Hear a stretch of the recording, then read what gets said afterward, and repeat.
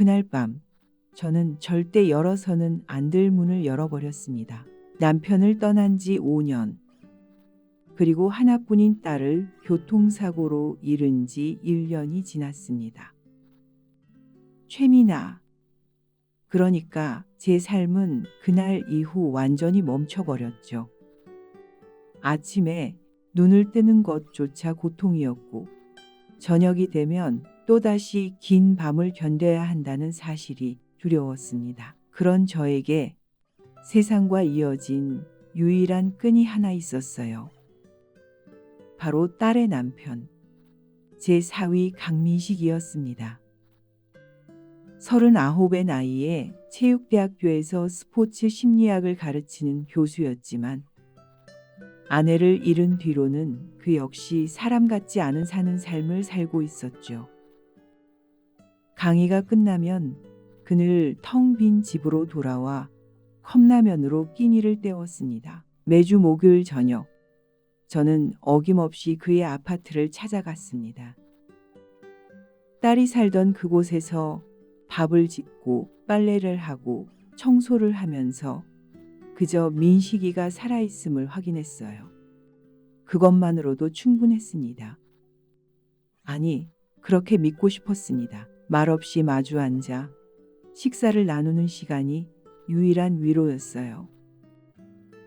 그 짧은 침묵 속에서 우리는 서로의 상실을 이해했고 각자의 슬픔을 존중했습니다.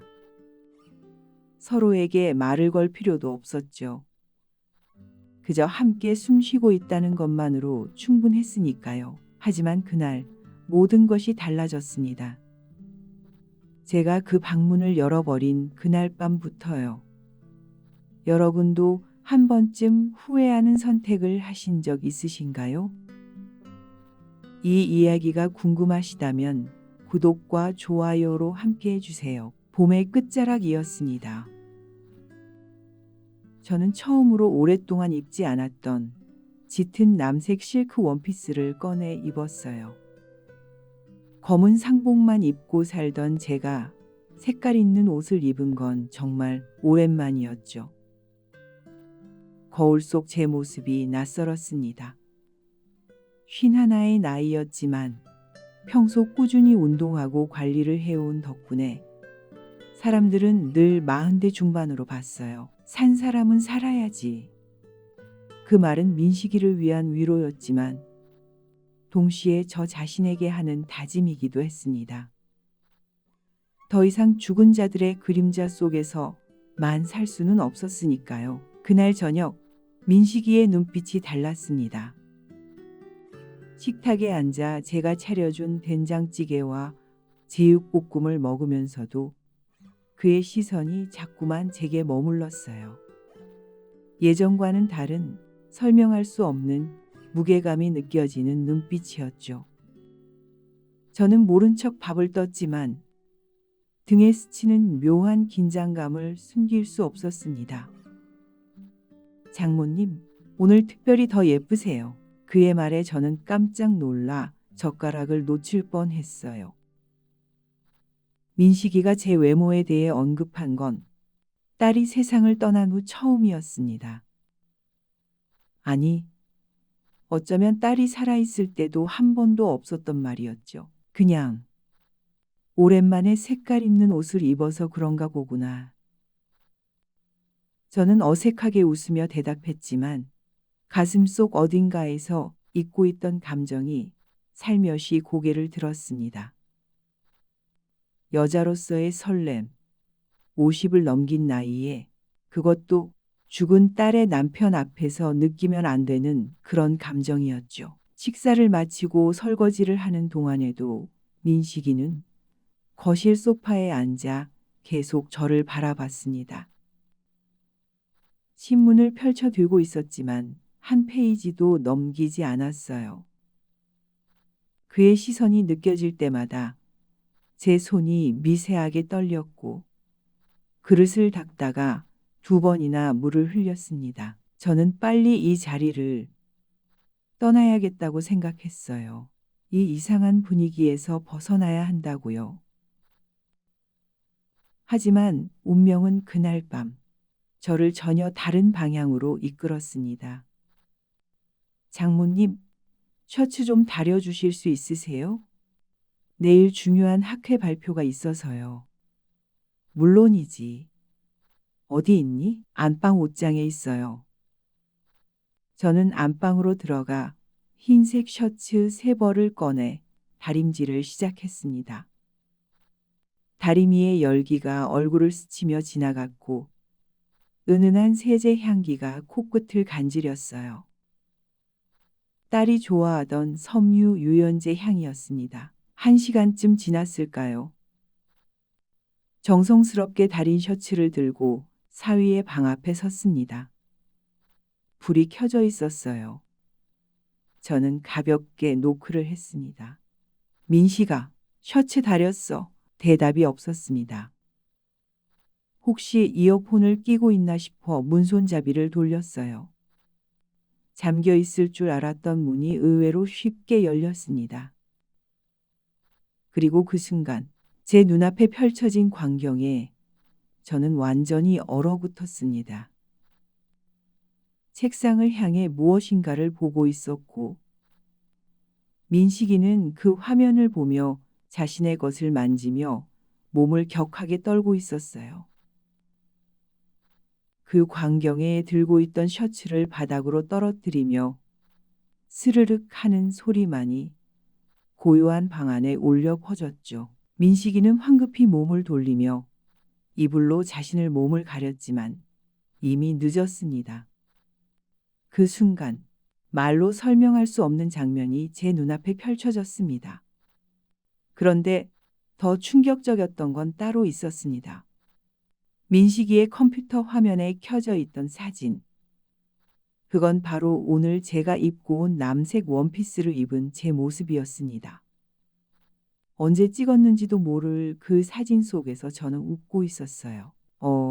장모님.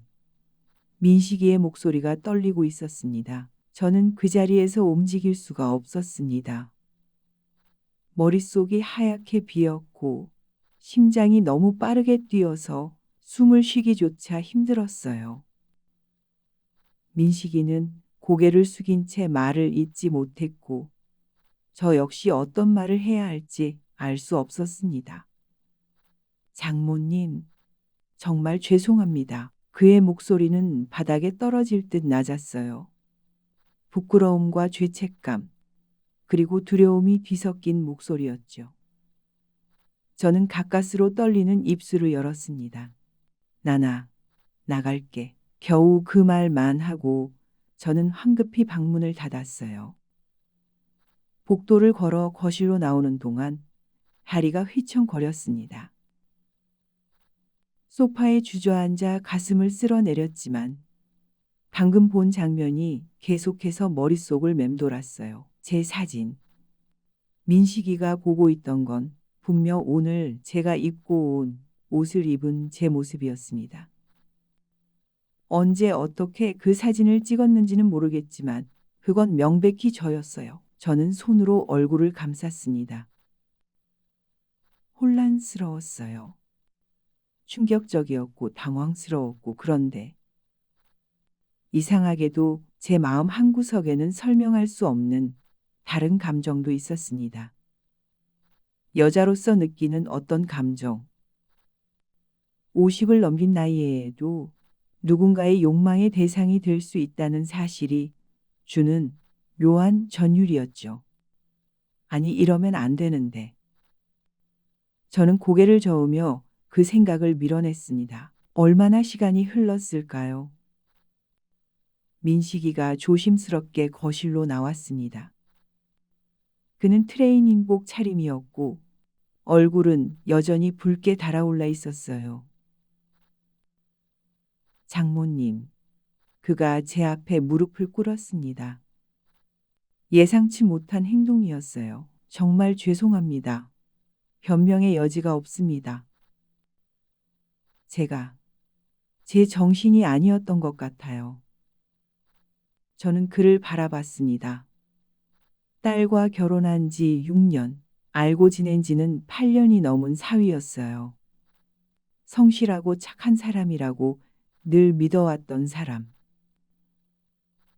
그런 그가 지금 제 앞에서 무릎을 꿇고 있었습니다. 일어나, 그러지 마. 제 목소리도 떨리고 있었어요. 민식아, 괜찮아. 사람이라면 그럴 수도 있지. 넌 1년 넘게 혼자 지냈잖니. 하지만 그건 진심이 아니었습니다. 위로하려는 말이었지만 제 자신도 확신할 수 없는 말이었어요. 민식이는 고개를 들어 저를 바라봤습니다. 그의 눈빛에는 고통이 가득했어요. 장모님을 생각했습니다. 처음엔 제가 미쳤다고 생각했어요. 하지만 매주 목요일마다 장모님을 기다리는 제 자신을 발견했고, 장모님의 목소리가 들리면 가슴이 뛰는 걸 느꼈습니다. 장모님이 제 마음속을 온통 차지하게 됐어요. 저는 숨이 막혔습니다. 그의 고백은 너무나 솔직했고 너무나 직접적이었어요. 저는 일어서려 했지만 다리에 힘이 들어가지 않았습니다. 민식아, 우리 이러면 안 돼. 난 네 장모고 넌 내 딸의 남편이야. 알고 있습니다. 그래서 더 괴로웠어요. 하지만 어쩔 수가 없었어요, 장모님. 그날 밤 저는 아무 말도 하지 못하고 그의 집을 나왔습니다. 택시를 타고 집으로 돌아오는 내내 눈물이 흘러내렸어요. 슬픔 때문인지 혼란 때문인지 아니면 제 안에 숨어 있던 어떤 감정 때문인지 저도 알 수 없었습니다. 그 후 2주 동안 저는 사위의 집에 가지 않았습니다. 목요일이 되면 핸드폰이 울렸어요. 민식이의 전화였지만 받지 않았습니다. 문자 메시지가 왔지만 읽지 않았어요. 그 모든 것으로부터 벗어나고 싶었습니다. 하지만 마음은 자꾸만 그곳으로 향했어요. 민식이는 밥을 제대로 먹고 있을까? 빨래는 하고 있을까? 아침에 제때 일어나 학교에 가고 있을까? 그런 생각들이 하루에도 수십 번씩 머릿속을 스쳐 지나갔습니다. 세 번째 목요일, 저는 결국 그의 집 앞까지 갔습니다. 하지만 초인종을 누르지 못하고 1시간 동안 복도에 서 있다가 그냥 돌아왔어요. 이러면 안 되는데, 하지만 가고 싶은데. 제 마음은 둘로 갈라져 있었습니다. 그러던 어느 날 집주인에게서 연락이 왔습니다. 최 선생님, 이번에 재건축이 확정됐어요. 2달 안에 이사를 나가셔야 할 것 같습니다. 청천벽력 같은 소식이었어요. 저는 20년 넘게 이 집에서 살았습니다. 남편과 함께 살았고 딸을 키웠고 남편을 떠나보낸 곳이었죠. 이제 이마저도 떠나야 한다니. 저는 멍하니 비시인 거실을 바라봤습니다. 모든 것을 잃어가고 있었어요. 남편도 딸도 이제는 집마저. 그날 저녁 오랜만에 민식이에게 전화를 걸었습니다. 3번의 신호음 끝에 그의 목소리가 들렸어요.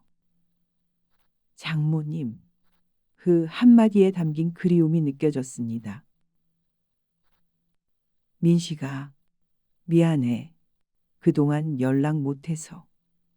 아니에요. 제가 장모님을 불편하게 해드려서 죄송합니다. 저는 깊게 숨을 들이쉬었어요. 저기, 혹시 방 하나 빌릴 수 있는 곳 아니? 재건축 때문에 집을 나가야 해서. 전화기 너머로 잠시 침묵이 흘렀습니다. 그리고 민식이가 말했어요. 장모님, 제 집으로 오세요. 뭐? 방이 3개라 혼자 살기엔 너무 넓어요. 그리고 솔직히 말씀드리면 저도 많이 외롭습니다. 장모님이 계셔 주시면 저도 더 편할 것 같아요. 민씨가, 그런데 우리, 장모님, 제가 조심하겠습니다. 다시는 불편하게 해드리지 않을게요. 그냥 가족처럼 지내면 안 될까요? 장모님도 혼자 계시는 것보다는 나으실 것 같아서요. 그의 목소리에는 간절함이 묻어 있었습니다. 저는 눈을 감았어요. 이게 옳은 선택인지 확신할 수 없었지만 다른 선택지도 없었습니다. 그래, 그럼 신세를 좀 지마. 전화를 끊고 나서 저는 창밖을 바라봤습니다. 어둠이 내린 밤하늘에 별이 하나 반짝이고 있었어요. 제 운명도 저 별처럼 어둠 속에서 길을 잃은 것 같았습니다. 이 선택이 제게 어떤 결과를 가져올지 그때는 알지 못했습니다. 이사날 사위는 직접 차를 몰고 왔습니다. 짐이 많지 않았어요. 50년을 살면서 남은 게 고작 이 정도라니 쓸쓸한 기분이 들었습니다. 옷가지 몇 박스와 사진 앨범, 그리고 딸이 쓰던 물건 몇 가지가 전부였죠. 장모님, 제가 들게요. 민식이는 무거운 짐을 먼저 들었어요. 그의 등판이 넓었고 팔뚝에는 단단한 근육이 잡혀 있었습니다. 체육학 교수답게 몸이 잘 다듬어져 있었죠. 저는 시선을 돌렸습니다. 이런 걸 봐서는 안 되는데 그동안 사위의 아파트는 생각보다 깨끗했어요. 제가 오지 않았던 2주 동안 나름대로 정리를 한 모양이었죠. 거실에는 새 공기청정기가 놓여 있었고 제가 쓸 방에는 깨끗한 침구와 옷장이 준비돼 있었습니다. 장모님 방이에요. 제일 햇볕 잘 드는 곳으로 준비했습니다. 고마워, 민식아. 그날 저녁 저는 오랜만에 그의 집에서 저녁을 준비했어요. 민식이가 좋아하는 김치찌개와 고등어 구이를 만들었습니다. 부엌에 서 있는 동안 민식이는 거실 소파에 앉아 서류를 보고 있었어요. 가끔 고개를 들어 제 뒷모습을 바라보는 게 느껴졌지만 저는 모른 척 했습니다. 식사 시간이 되자 우리는 마주 앉았어요. 예전처럼 조용한 식사였지만 뭔가 달랐습니다. 같은 집에 산다는 사실이 주는 묘한 친밀감이 있었죠. 잘 먹겠습니다. 맛있게 먹어. 그렇게 우리의 동거가 시작됐습니다. 처음 며칠은 서로 조심스러웠어요. 민식이는 아침 일찍 나가서 저녁 늦게 들어왔고 저는 낮 동안 집안일을 하며 시간을 보냈습니다. 마주치면 가볍게 인사를 나누고 각자의 방으로 들어갔죠. 하지만 시간이 흐르면서 서로에게 익숙해졌습니다. 어느 토요일 아침, 저는 사위의 운동복을 빨래하다가 멈췄어요. 손에 들린 건 그의 속옷이었습니다. 얼굴이 화끈거렸어요.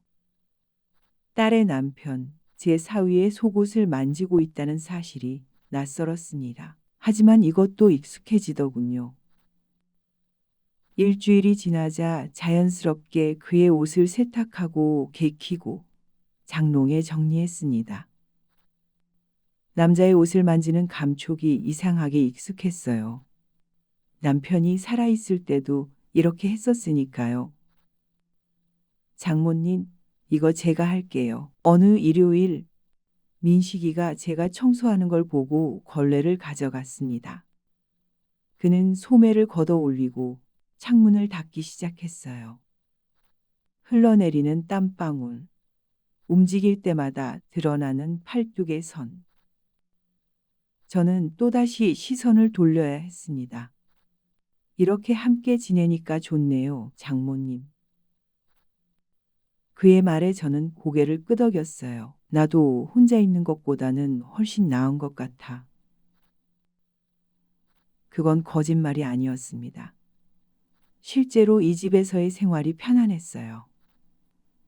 아침에 일어나면 누군가가 있다는 사실, 저녁에 돌아올 사람이 있다는 사실이 저를 살아있게 만들었습니다.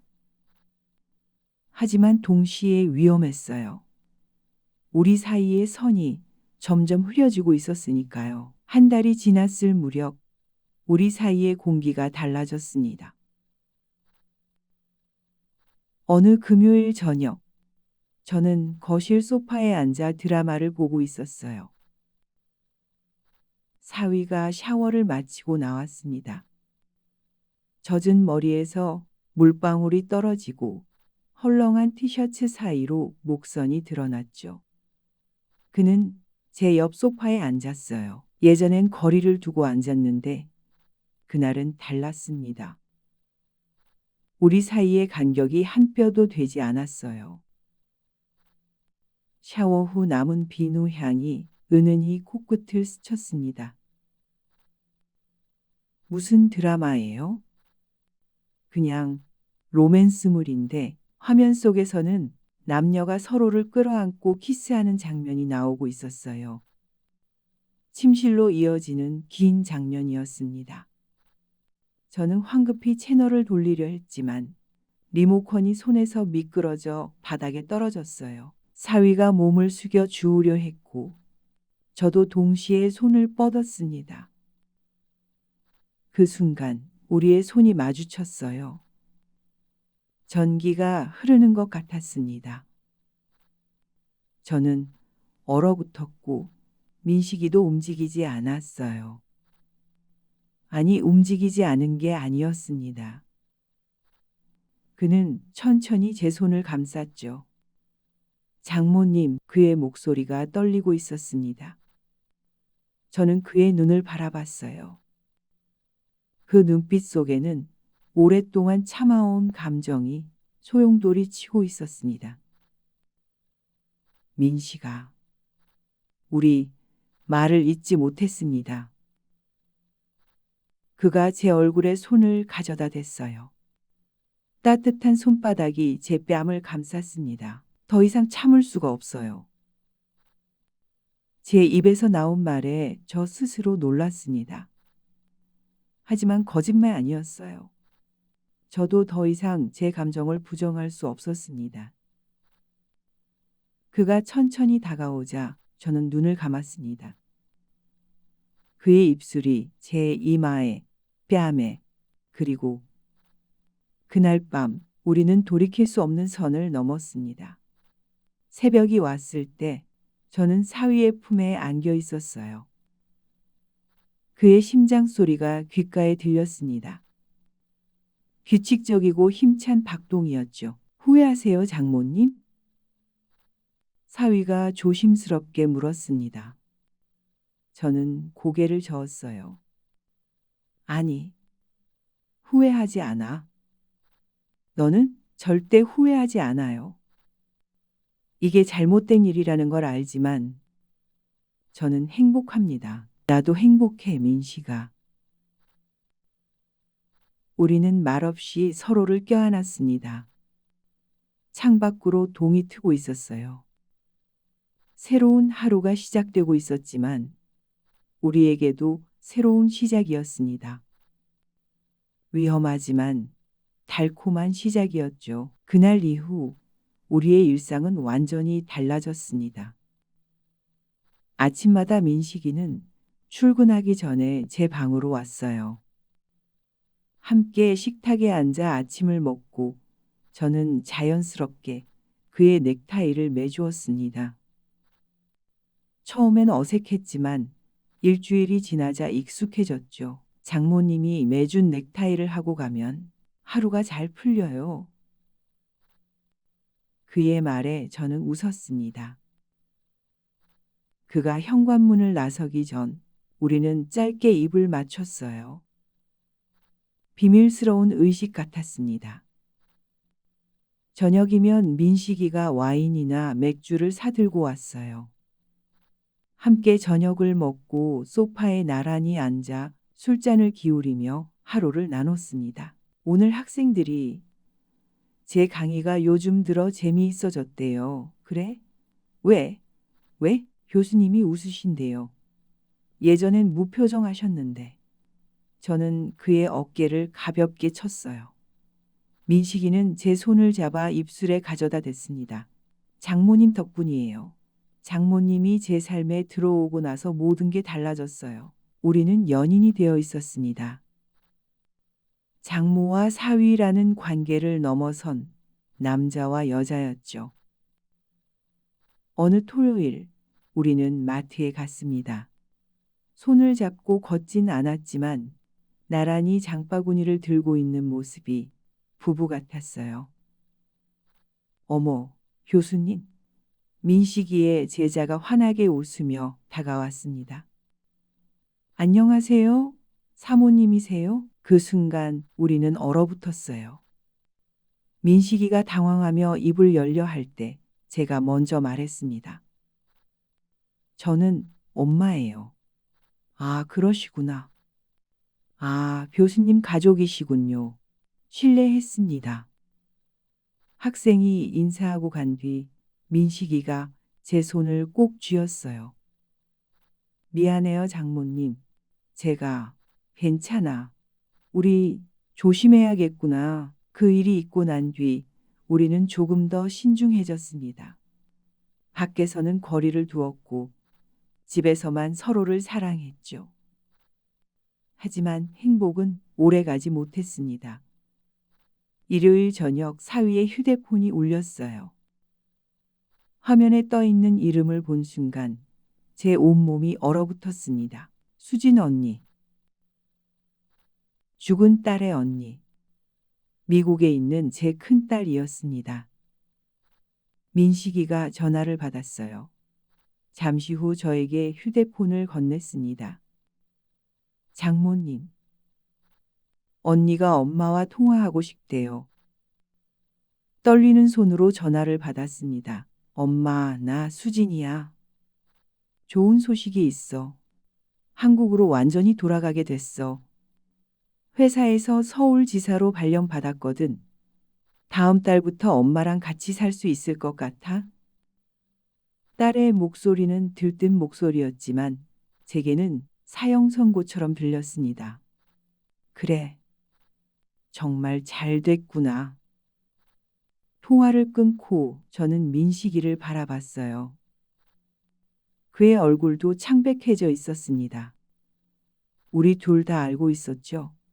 이제 끝이라는 걸. 이사를 준비하는 이 주가 지옥 같았습니다.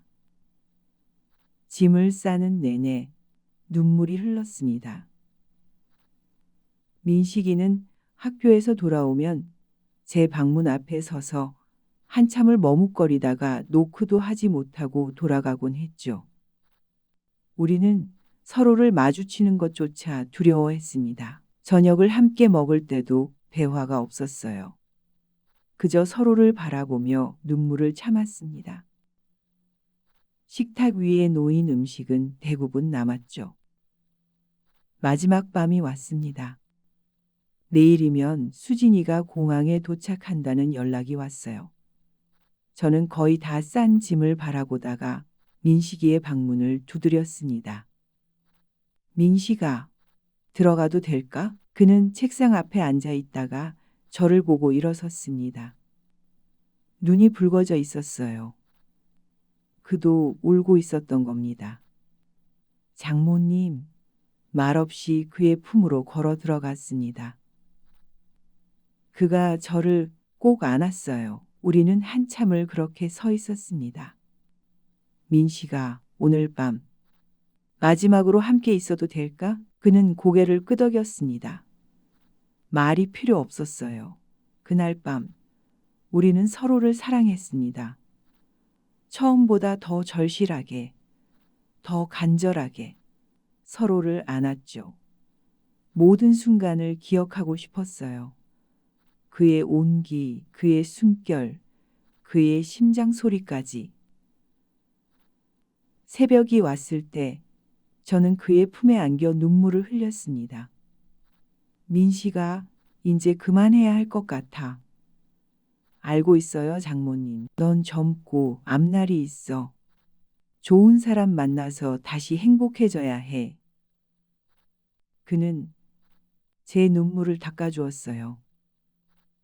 장모님만큼 좋은 분은 없을 거예요.